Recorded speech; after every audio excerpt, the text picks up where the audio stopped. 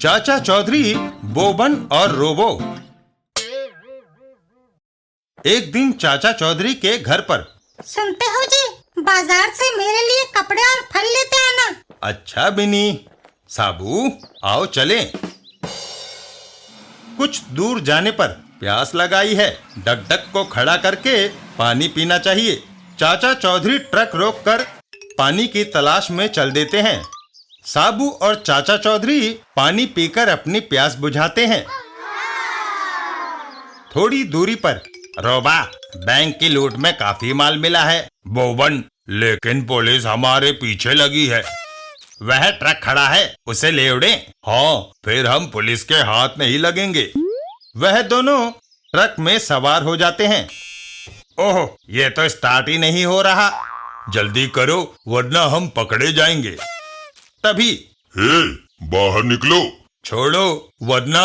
साबू का घूसा चल जाता है। वरना क्या? ओह, इंस्पेक्टर साहब, ये रहे आपके मुजरिम। यह डगडग सिर्फ मेरे द्वारा ही चलता है। कई दिनों के बाद, बोबन और रोबा, तुम बैंक लूट कर वापस क्यों नहीं आए थे? चीफ चौधरी ने हमें पकड़वा दिया था। जिसने हमारे काम में दखल दिया उसे हम नरक पहुंचा देंगे। और वह गाड़ी में सवार होकर चल देते हैं। चलो। चाचा चौधरी के घर के सामने। मैं बम फेंकता हूँ, दोनों के चीथड़े उड़ जाएंगे। साबू, आते हुए बम को रोको। साबू हवा में छलांग मारता है हुब्बा! और बम को कैच कर लेता है। आह, मैं इसे पकड़ सका। वापस जाओ। ओह, ओह, और फिर हाय!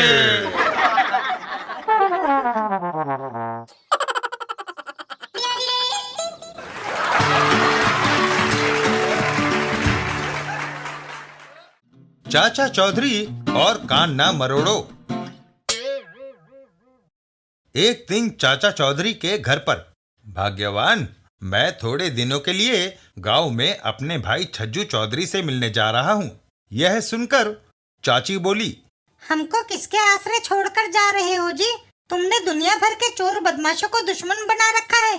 तुम्हारे पीछे वह हमारा क्या हाल करेंगे? भाग्यवान, फिक्र ना करो, मेरे दो शागिर्द तुम्हारे साथ रहेंगे। टिंगू मास्टर यहाँ है और साबू बाहर। दोनों तुम्हारा बाल भी बांका ना होने देंगे। इतना कहकर चाचा चौधरी पलटते हैं। जाने से पहले एक हिदायत दे दूं, और जो चाहे करना, लेकिन इस मूर्ति का कान न मरोड़ना। और चाचा चौधरी अपने भाई से मिलने के लिए गांव की ओर रवाना हो गए। रुल्दू और पलटू दो बदमाश योजना बनाते हैं। पलटू, चाचा चौधरी तो चला गया, चाची अकेली है, उसे लूटने का इससे अच्छा मौका नहीं मिलेगा। लेकिन दरवाजे पर वो जो लंबू बैठा है, उस पर तो गोली भी असर नहीं करती भाई। अरे उसके फिक्र मत कर, हम उसकी नजर बचाकर पीछे की खिड़की से अंदर कूद जाएंगे। आओ मेरे साथ। पीछे की खिड़की से दोनों अंदर दाखिल होते हैं। तुम कौन हो? साबू, बचाओ!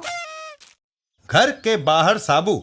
लगता है चाची मुसीबत में है, पर मैं अंदर कैसे जाऊं?